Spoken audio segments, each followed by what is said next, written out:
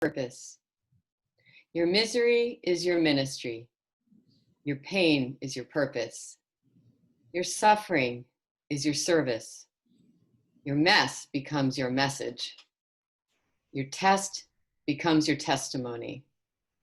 God allows us to hurt, to heal others, because you cannot heal what you cannot feel.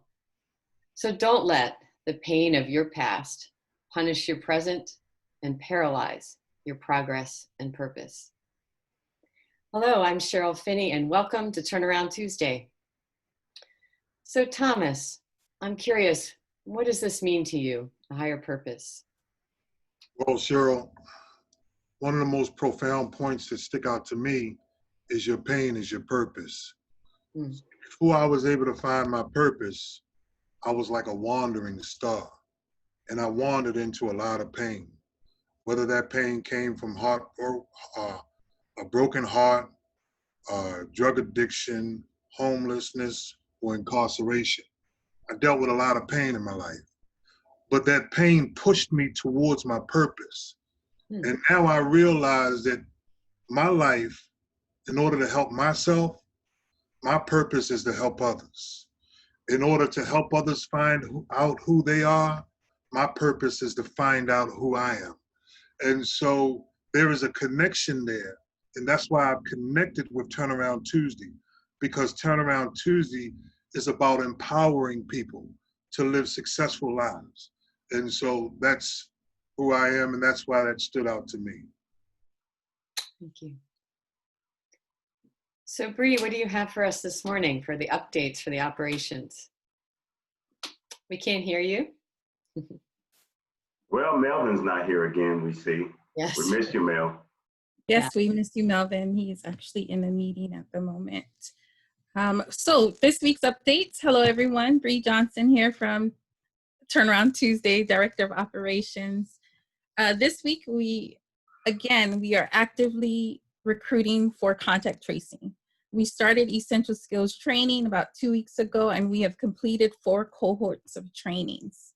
And we will continuously recruit and train until all 300 positions are filled. And also, aside from contact tracing, it is business as usual. So please, if you know where you are in your process, continue in your process. And if you do not, please be sure to reach out to one of our staff members. Thank you. And also, I'm privileged to announce that this week we have our spiritual vitamin given by our co-director, Mr. Terrell Williams. Terrell? Thank you so much. And it's good to be in front of Turnaround Tuesday. We miss you all. Can't wait to be back with you, but we have to social distance. We have to wear masks. So please, please, please, please. Today we're going to talk about this thing called accomplishments and how in many cases we start things and not finish. And that is in most instances, that's why failure happens. Failure happens because when it gets tough, sometimes we start running. I mean, even in this pandemic, it got tough and some of the states started opening. And what's happening in those states right now? You know, accomplishments is about staying in there. When it gets tough, it's tough for us to stay in the house.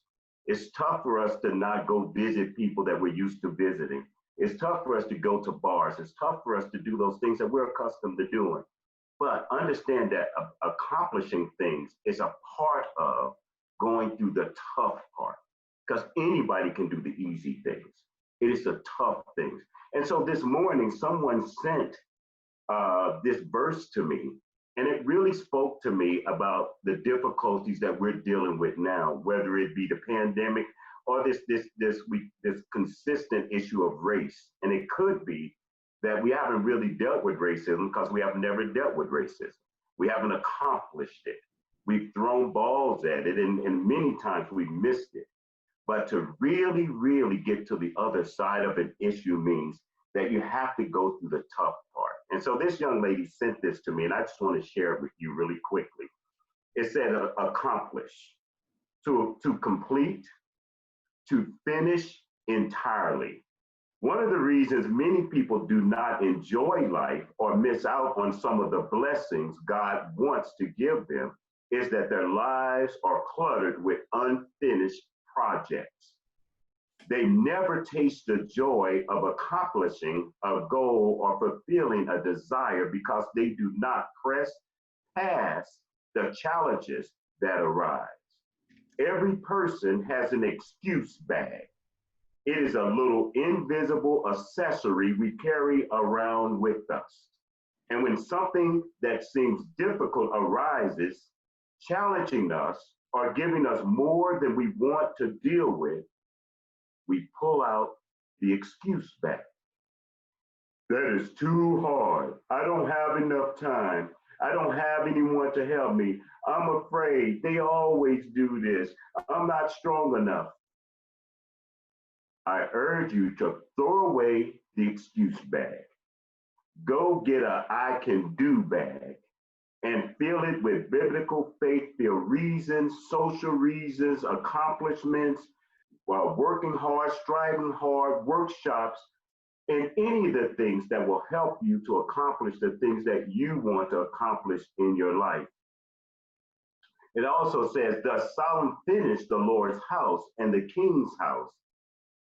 All that he had planned to do in the Lord's house and his own house, he accomplished successfully.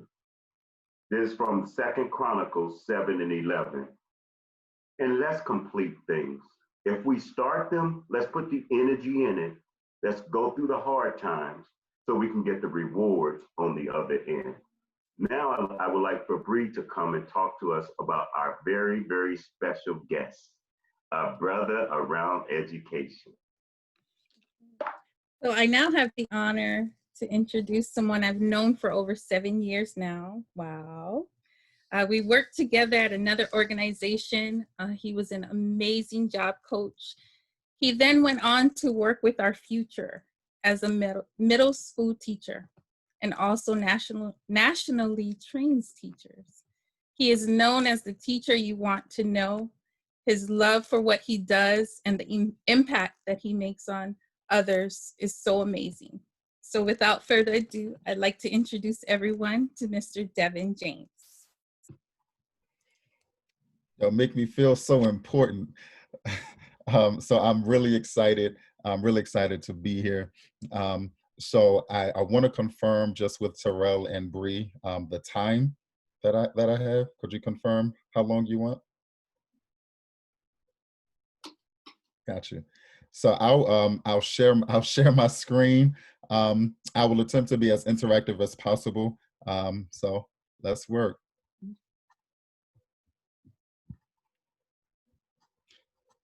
Let me see this real quickly. Could you give me a thumbs up if you can see everything? Yeah. Beautiful, thank you. All right, so I spoke to Terrell the other day. So I created a PowerPoint because I am a visual learner. And so one of the things that you'll hear me address the various learning modalities of how we should address children, how we'll address each other, things like that.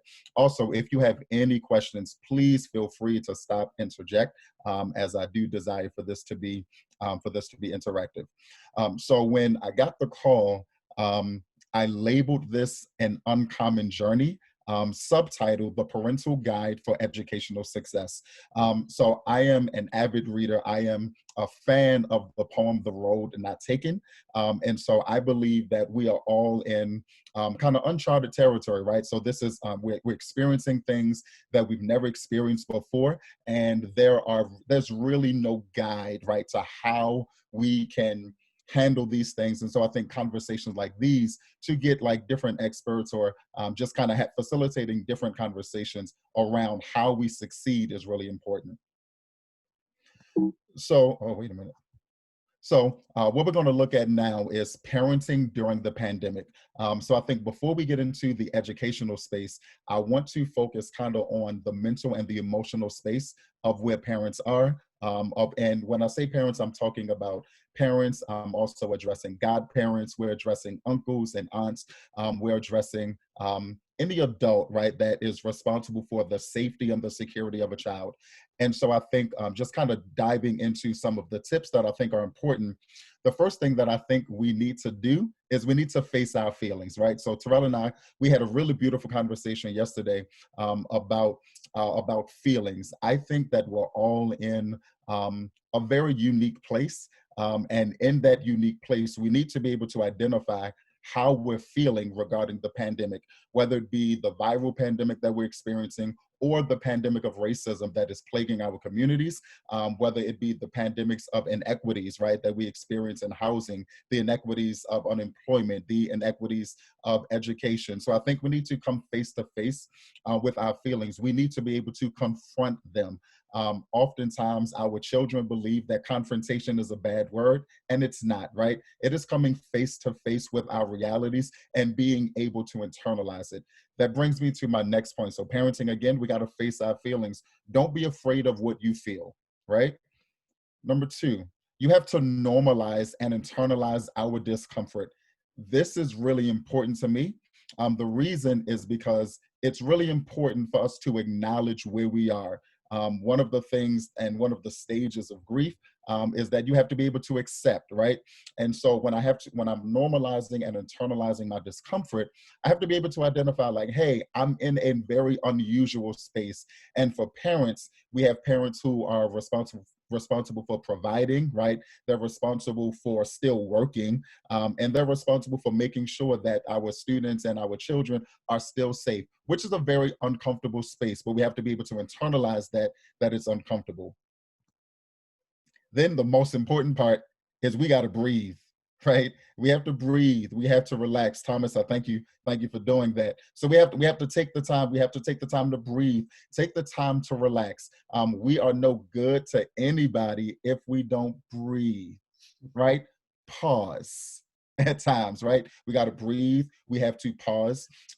So for example, me, my mind is always running. My mind is always racing. I talk fast, right? And so there are moments when I just have to relax and breathe. It's okay to say that I need a moment, right? It's okay to say that I need a break. It's okay to admit those things. It doesn't hinder anything about you, right? Just to say, hey, I need to breathe.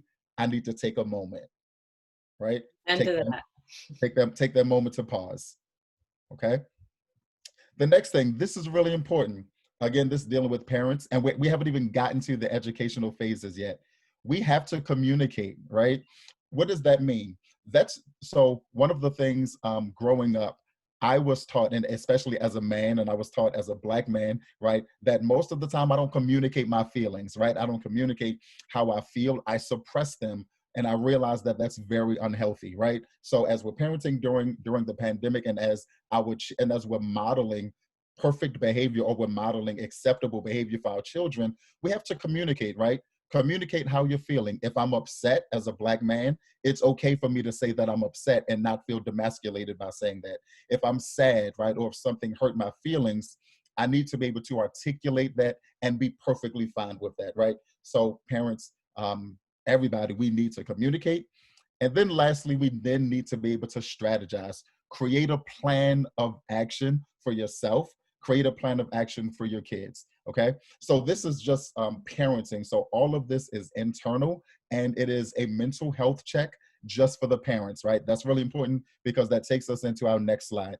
Mr. James, can I ask, so when you talk about strategize, Sure. is that akin to like creating a routine or something like that for your day to sort of structure? Yep. So say a little bit more about strategize. Sure. So to your point, into like the routine, can I table that because that's on my next slide? We good? Thank you for asking that. Are there any other questions? Anything that we want to add to these? Because again, this is just for the parents first, right? Internalizing our feelings, facing them, breathing, right? Communicating and strategizing. Anybody want to add anything? Communicate anything really quickly? Beautiful. Cheryl, I'm only wondering if you're going to talk about reaching out for support under your strategize. Yep. Because, Yep. So thank you for your for those questions. So the next part. So the mental health check-in. So again, This is really important, I believe. And so one of the things that we do in Baltimore City and even in other districts is that we emphasize a lot of social and emotional learning, right? So that's the reason why there's a big emphasis on trauma response, crisis intervention, on understanding my mentality, understanding my mental space, because social and emotional learning is really, really, really important. Why is that space important? Here's why. I believe that stress and anxiety, it negatively impacts one's educational intake. Not only does it do that, but stress and anxiety, it dramatically alters your behavior, right? And so when I understand those things, I can understand if I'm stressed, if I'm anxious about things, if I'm not breathing, then my behavior is going to be different, right? I'm not going to be able to strategize. I'm not going to be able to reach out for resources to even find the necessary resources. So these mental health check-ins are important not only for parents, but it's important that we mentally check in with our students, right? Mentally check in with your children. And this is basic stuff, right? Asking, how are you doing, right? How are you feeling? And then demand that our students and that your children provide answers that go beyond "I'm good." Right? A lot of times, even I know as an uncle, right? A lot of times I'll ask, "Hey, how are you doing?" "Oh, Uncle Devin, I'm okay." I want you to flesh that out a little bit, right? Tell me what "I'm okay" means, right? If you say I'm not good, okay, let's talk about that. Tell me what "I'm not okay" means. And I think that as parents, we need to be able to have those hard conversations, right, about how you're actually feeling, and then identifying why you're feeling this way, and then figuring out what can I do and what can we do together to increase that feeling, or to kind of reverse whether it be a negative feeling or not, right? So one of the biggest checks, if somebody says, "Hey, Cheryl, I'm good. Hey, Terrell, I'm good." No, no, no, no, no, no, no. Let's step back, breathe. What does that mean? Tell me what you really mean. Does that make sense? Okay. Any questions for that? Because now I'm about to tackle into Terrell's point. All right. So this is our educational tip, right? And Terrell, I believe that you were right in my presentation. So the first thing that I would encourage parents to do, develop simple, intentional routines, right? That goes into the idea of be able to create a daily schedule. And what I would encourage, don't just create a schedule for your kids, create a schedule for yourself as well. What I'm going to show on the next slide is a short version of a routine for students. And of course, you do not have to embrace all of this. This is just something that I thought of. So a routine, this may seem like a lot, right? But the first thing that's really important, I want you to focus on the wake up time. The wake up time is 9 o'clock. Why? One of the things that I've noticed in kind of parents and just other friends that I've noticed, that because students are home, that means that they're sleeping longer, right? And they're staying up later, which means that they're not optimizing their day. A lot of parents and a lot of students and a lot of children that I'm talking to, they're waking up at 11 o'clock, right? They're waking up at 12 o'clock, waking up at 1 o'clock. And what that does is that they're missing out on optimal moments of their days, right? And so we want to alleviate that. So we want to be able to create that schedule, and we want them, if they have to go to, if on prior to the pandemic, if they were waking up early, maintain that routine for them, right? So wake up, make your bed. Even if making their bed isn't something that they normally do, normalize it, right? Wake up, make your bed, because it's well, everything that we're doing, we're preparing them for independence, right? So that when they become of age and when they become older, they would know, hey, I just have to make up my bed, right? Then and of course we can these times, I'm not married to these times, these are just ideas, okay? So we have 9:10, self-care and hygiene. I'm a middle school teacher, right? So we already know that middle schoolers, specifically middle school boys, they believe that taking showers is a sin. Oh, yeah. Right? So one of the things is that we need to normalize hygiene, right? Self-care, hygiene. I believe in being a gentleman, which means that you got to look good and you got to smell good, because don't no lady want anybody that stinks. You see what I'm saying? So we want to brush our teeth, right? So we want to normalize that hygienic experience for them, right? After that, breakfast, right? We want to make sure, and again, we want to make sure that they're eating. But then after they eat, we want to normalize chores for each other. Now, what does chores mean? That means, I remember when I was growing up, I had to do the dishes, right? My twin brother and I, we had to do the dishes. If we ate, we had to clean. You know, mommy cooked, daddy cooked. All right, my mother's like, I'm not going to cook and clean at the same time, right? Thank you, Michelle. So therefore, like, if we cook, you know, if it's bacon, eggs, whatever it is, if you enjoy it, then make sure, hey, clean, right? And if you haven't been taught that, have that conversation with your kids. Show them how to wash the dishes, right? The dishwasher is a luxury. I was always taught that, right? The dishwasher is a privilege. My hands work, so I have to be able to, you know, scrub the dishes, and then I have to be able to place them, because all of these things are really powerful tools for independence in the long run. Does that make sense so far? Right? So we have washing dishes, and then also just have different chores. Doing the laundry. I learned how to do the laundry at a very young age, right? I learned how to clean and vacuum at a very young age. And then also something that I had to learn when I was older, infuse time to clean your room, right? Tidy up a little bit. And I think all of those things are really important. And our kids, they would think that it's just, you know, oh, you just want me to clean? No, I'm infusing and I'm teaching this idea of responsibility, right? Responsibility is a powerful skill, and it is mandated, right, for your success. In order for us to accomplish anything, right, we have to be disciplined.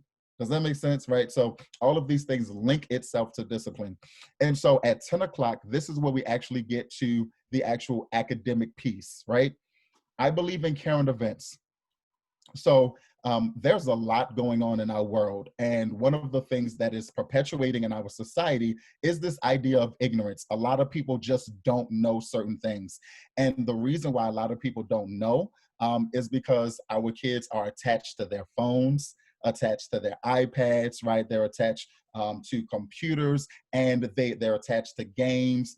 They're attached to any gaming system, and they're kind of distancing themselves from the world. Invite them in to be informed. We must be informed citizens, right? If the parent is informed, the child must be informed. So infuse that in your day, right? Infuse a current event section, read an article, right? Have conversations about what's going on. Uncle John mentioned earlier the idea of what happened at Uzu Bay, right? Be able to inform, right? We want to be informed, and we want our children to be informed. So that tackles the reading portion, and I'm going to get to that again in a minute. After that, this part is going to seem exhausting, but after you've read something, write something, right? What that does, I believe in the creative processes. So whether it be a poem, right? Whether it be a rap, whether it be a song, write something that articulates what you felt about the current events, okay? After this, so looking at the 11 o'clock section with math and science. So when I put math and science, so there are resources like Eureka Math, Geodes, PhD Science, all of those. It doesn't just have to be the traditional math and science parts, right? One of the things that I've started to do with my nieces and my nephews when it comes to math, I think that everybody likes money, including me, right? So when my nieces and they say, Uncle Devin, can I have $5? I would give her 20. And I would say, you wanted 5, how much do you need to give me back? Because essentially you need to be able to say, all right, you have $20. I asked for 5, 20 minus 5. Oh, I need to give you $15 back. So those are like basic things of math. And they don't even know that I infuse that as a didactic lesson, right? They just think that, oh, you gave me a 20. Oh, I need to give you $15 back, but I made you subtract. You see what I'm saying? So I think it's those moments. Some of my other nieces, I like tactile learning and tangible learning, and so with like one of my nieces is 2, and so she's learning like how to spell her name. And so what I would do is that I would just point at different letters on the TV and say, all right, what's this letter? Oh, W. What's that letter? A. What does that sound make? So make every single thing a learning moment. Does that make sense? This is my favorite part, the 12 o'clock hour, because I like to eat, right? I like to eat and I like to exercise. Uncle John and I, we used to go to the gym together until I couldn't hang with him any longer. But I think it's really important. Throw your kids outside. Cause them to enjoy the weather, right? When I was growing up, even before a lot of the technology, I spent a lot of time outside, whether it be running, whether it be biking, things like that. Allow your children to enjoy outside activities. I love technology, but you need those moments to enjoy outside moments. And then the 2 o'clock, so I have this called future forward thinking. I started this where I would ask kind of students that and children that I would work with, what do you want to be when you get older? My niece one day, she told me that she wanted to be a doctor. Beautiful, right? So what I would do, I would utilize her interests. So during moments, I would say, hey, go research some African-American female doctors because that's what you want to be. So I already have her interests. Now go research it. And then I want you to create something. So she would create a PowerPoint for me about what she learned. She would create a board, right, of what she learned about all of these people. My 3-year-old nephew, he wanted to be he randomly said, I want to be an engineer. And so we started looking at engineers at a very young age, right? And so, of course, I'm not expecting them to provide a thesis to me, but they state something that they want to be, and then utilize that to your advantage. If your child says that they want to do something or they're interested in something, target their interest, because that's how children learn, right? They learn according to what is interesting to them, right? And we have so many different resources that are connected to that, right? So I think that's really important. Even if they say they want to play sports, okay, I want you to master your craft. So that's the emphasis behind that. I'm going fast. Are there any questions that we have? I see some no's. All right, perfect. I'm almost done, guys. I don't want to bore you. Educational step number 2, read. Really simple. One of the things in my classes, I have something called DEAR, right? Which is drop everything and read. DEAR, drop everything and read. And so one of the things that I used to do in my classroom is I didn't care what we were doing, and my students, they were very dramatic. We would be in the middle of a lesson, and I would yell out, "Dear," and they would literally drop something and pick up a book. I think this is really important. Here's why. So I have a Dr. Seuss quote. It says, the more you read, the more things you know. The more you learn, the more places you'll go, right? What this means, so this is really important for me in the summertime, because right now I like to travel, and right now we probably can't travel. But it doesn't mean that mentally I can't go to Hawaii. It doesn't mean that mentally I can't go to Jamaica. It doesn't mean that mentally I can't go to DR, right? So what I can do, I can pick up something and read about these places. And I think this is really important. If our kids see us reading, they'll be more inclined to read themselves, right? And I think that one of the distances in our communities is that our kids don't see us reading often enough. And so I would encourage not just the student or the child to read, I would encourage the parent to read, right? And it doesn't have to be a large novel, right? Read articles, read the newspaper, read a fiction, read something, but I want us to do it often. Here's why. What reading does is that it builds your comprehension, it builds your ability to have diverse conversations, right? It builds your vocabulary, right? I've learned a lot of the new words that I've learned haven't been from me sitting in a classroom. It's been because I've read something and I was like, ooh, I like this word. Let me adapt it to my daily language, right? So reading is really powerful. So I would encourage our parents to read. I would encourage our students to read. This is really important. How many of us are familiar with the idea of the summer slide? Anybody familiar with it? Some people are, some people are not, right? So what the summer slide does is that during the months of June, July, August, and early September, these are the summer months, right? Where most of our students are not engaged, right? They're not academically engaged. They're not artistically engaged in certain things. So avoiding the summer slide, this just corroborates that idea that we have to read. And then the last thing, educational tip number 3, have fun, right? Do something exciting, whether it be a puzzle, whether it be go running, whether it be racing, right? Find something creative for us to do, right? So all of these educational tips, I've attempted to just consolidate my own experiences of things that I think will be really important.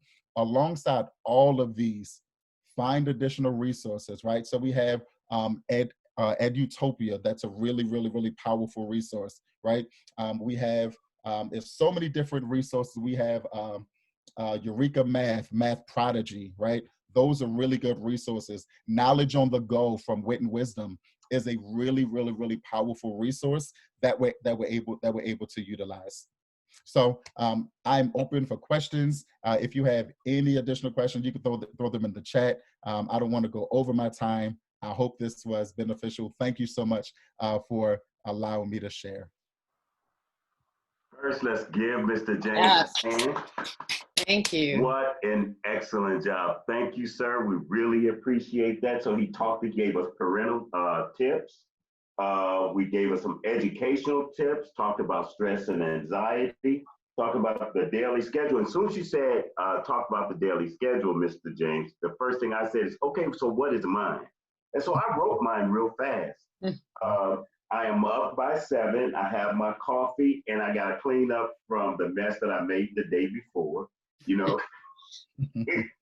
By 8, I am on the computer, I'm looking at my emails, I'm reading the Baltimore Sun, I'm reading the Washington Post, and trying to find out what's going. At 8:30, I am looking at what Cheryl has sent me, probably. She has sent me something to do. And really kind of checking in and working from 8:30 to 1 to 1:20 or so. I grab me something to eat. And from then till about 6, I'm doing whatever around work. And at 6:30, I try my best, unless there's an organizing thing that usually happens about once a week. At 6, I cut it all down. I am done with work. At 6 o'clock, it is my time. And I may think about work, but I don't work. Because to your point, Mr. James, I think it's vital, especially in a time like this, when we're talking about our mental health, that we take the time for us. Take the time, if you like to read, if you like to paint, if you like to draw on glass, I don't know. And whatever it is that you like to do, just go do it. And at a certain time every single day, turn everybody off and turn yourself on. And even those that have children, at a certain time, put them all to bed. And it's over for the world, and the rest of the day is absolutely yours because you absolutely deserve it. I think now we have... Terrell? I'm sorry, yes, sure. Sorry, could I ask one question? Absolutely. I was wondering what your thought, first of all, I wish I knew you when I was raising my 4 kids. I could have used some of these tips. Some of them we did do. And one, I wondered what your thought was as an educator on incentives. So not necessarily rewards when a kid does the chores and things, but like, I do remember my kids loving checking off when they'd finished something, like on the back of an envelope, even if you don't have paper. Or I think I put spoons in a bowl and you take the spoon out when your job's done. If there's some left, then we'd like, what happened? What do you think about those kinds of things? So I love it. And so I think it's really contingent upon age, but all children enjoy competition, right? So when I was growing up, I have a twin brother. And so we did everything according to competition. So who could finish something fastest, right? And so my mom, whether she would check something off, or my dad would hide money to identify like who won. So I think like those things really matter, because what it does, to Terrell's point earlier, is that it gives us something to work for, right? And I think it perpetuates that idea that you're working towards something, you're working toward a goal. So I'm all for incentives, all for creating like positive competition culture. Yeah, thank you. Mm-hmm. So next up, I believe, Michelle, you have some resources. Yes. Thank you, Devin, for those wonderful resources. I definitely agree that we have to be models for the people in our lives, whether they're children or other people. Reading is a great tool. And speaking a little bit to what Terrell said with the work-life balance, it's very, very important, because that's also something we have to model for our children and for other people in our lives, right? If we as parents or adults don't provide that work-life balance or don't show that, they're not going to be able to accept it and understand it and implement it when they get older. So thank you so much. That was a great and wonderful presentation. So hello, Turnaround Tuesday. Today, I'm going to talk about some current information from the Housing Authority of Baltimore City. As we're reopening and things are starting to go back into place, we are getting back to the periods of repayment. No one wants to talk about that part, but it's really, really important that people who have housing vouchers and who have subsidized housing, that they really keep on top of what their payment options are. So during this period of COVID, there are some safety measures that were put in place by the governor to ensure that citizens were not evicted and people did not lose their homes due to non-payment. However, those repayment periods are quickly approaching.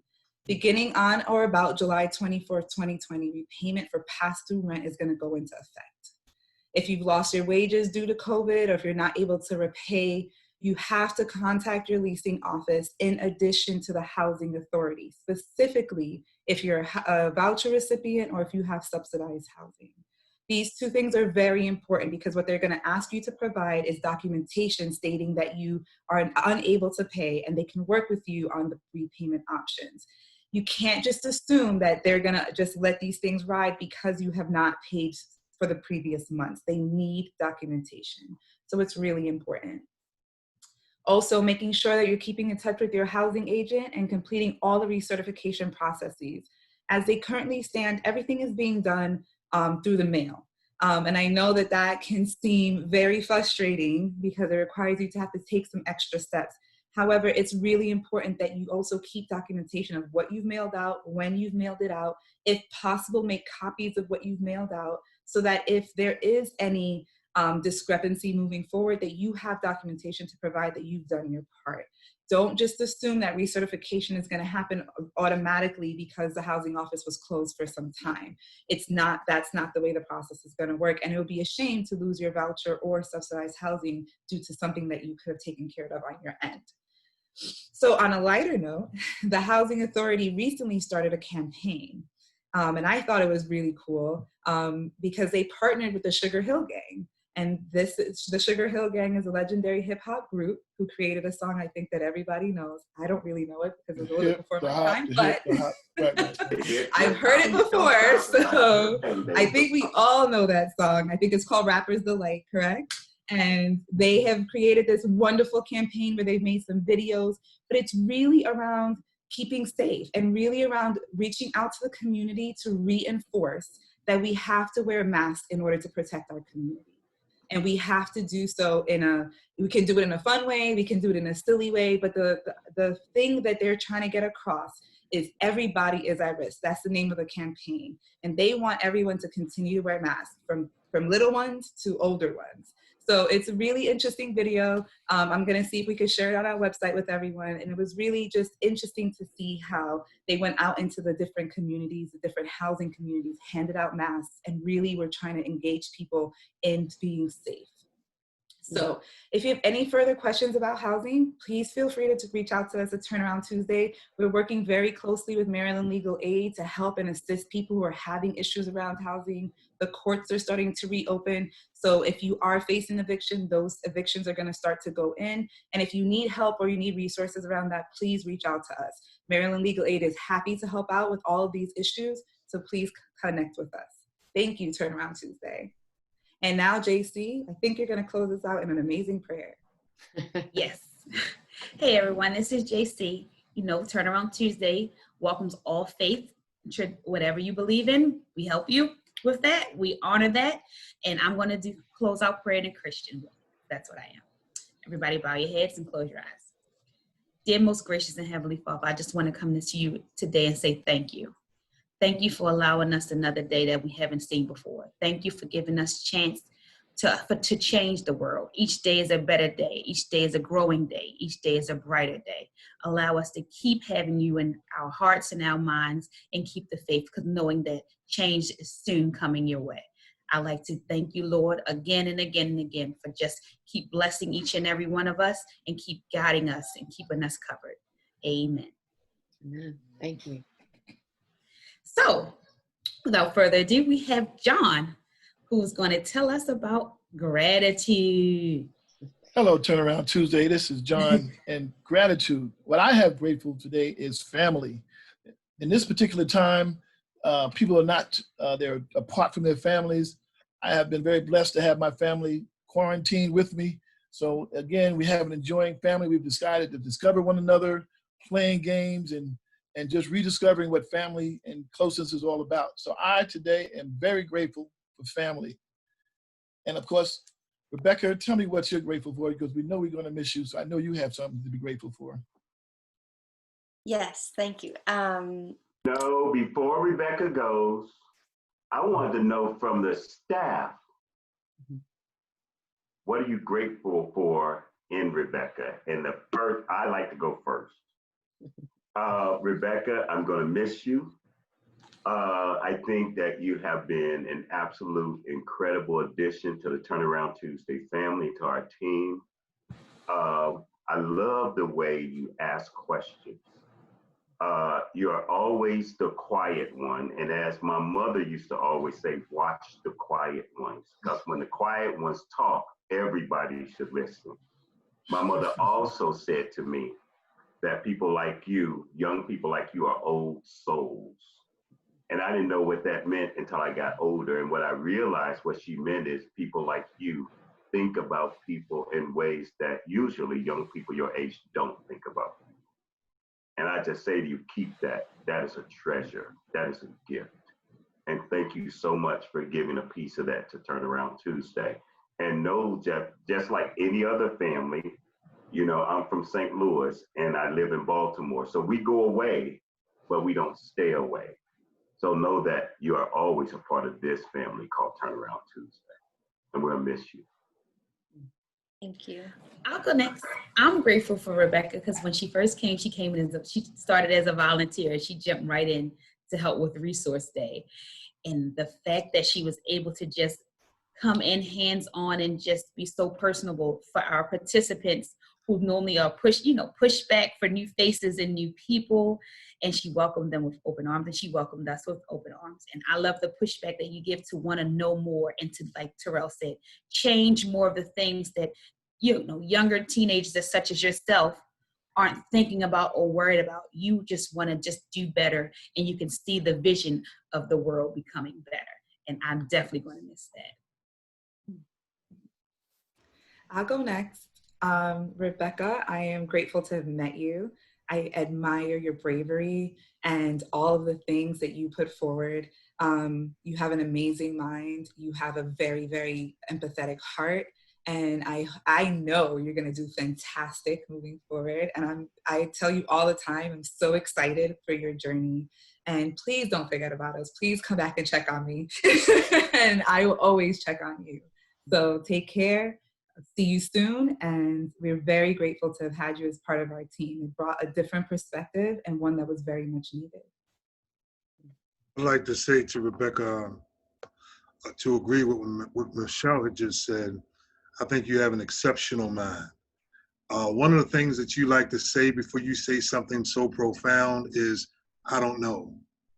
But when you say, I don't know, you say something that is so deep, so exceptional, so thought-provoking, that it causes everybody's mouth to drop.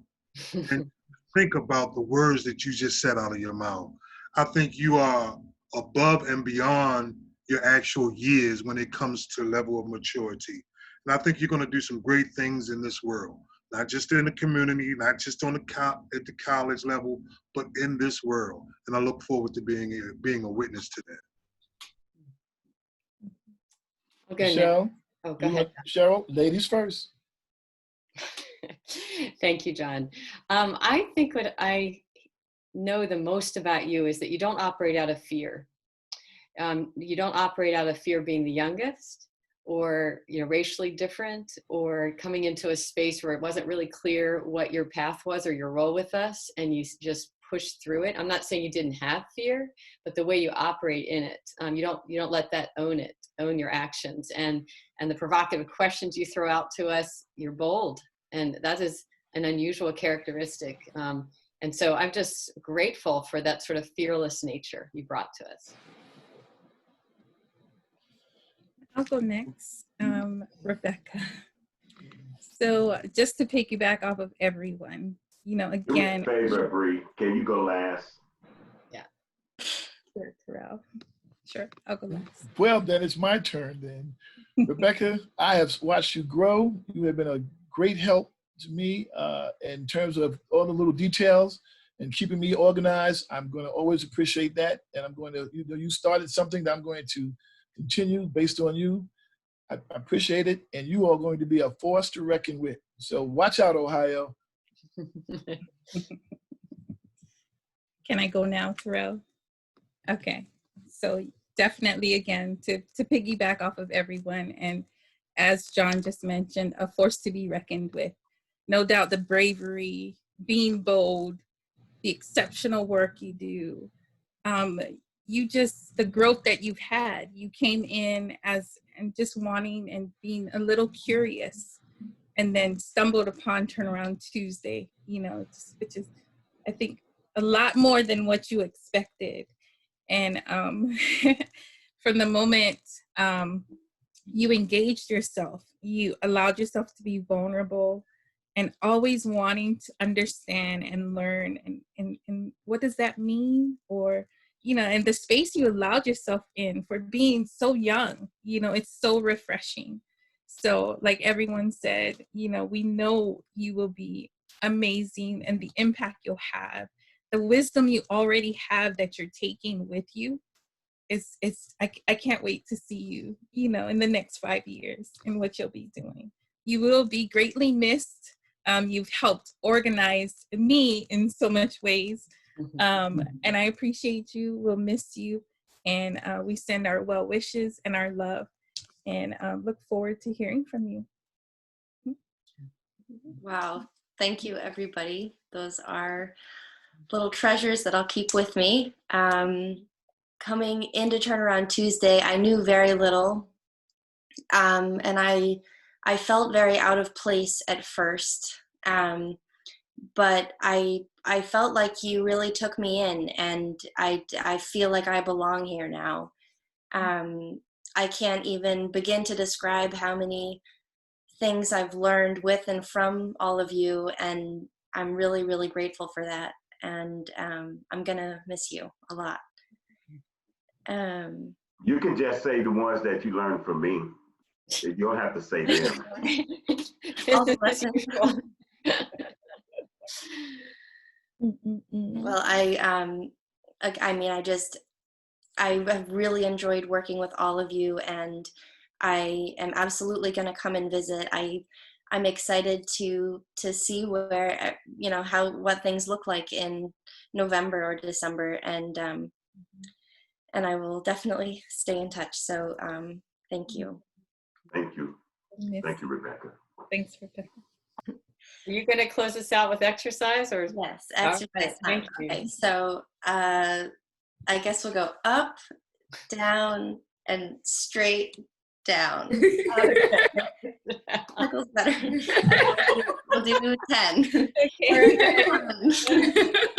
Turnaround Tuesday. Thank you all. Turnaround Thank Tuesday. you. Good. Everyone.